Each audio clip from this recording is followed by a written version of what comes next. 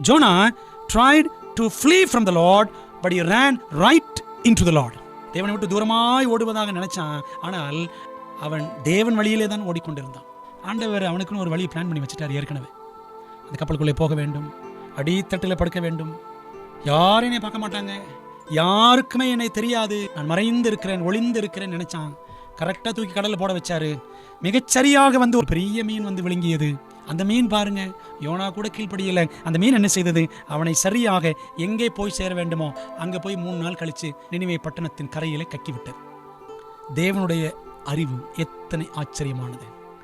எங்கே போகிறோம், என்ன செய்கிறோம், மறைவா என்ன செய்கிறோம், ஒளிந்திருந்து என்ன செய்கிறோம், எல்லாமே கர்த்தருக்கு தெரியும். நம்ம நினைக்கிறோம் நான் மிகப்பெரிய அறிவாளியே, நான் அவருக்கு தெரியாமல் இவருக்கு தெரியாமல் இதை செஞ்சுட்டேன் அதை செஞ்சுட்டேன் அப்படின்னு நினைக்கலாம். ஆனால் தேவனுக்கு முன்பாக மறைவாக ஒன்றுமே கிடையாது. எபிரேயர் 4:13 வாசித்து பாருங்கள். அவருடைய கண்களுக்கு மறைவான சிருஷ்டி ஒன்றுமில்லை, சகலமும் அவருக்கு முன்பாக வெளியரங்கமாயும் நிர்வாணமாயும் இருக்கிறது என்று பவுல் சொல்கிறார்.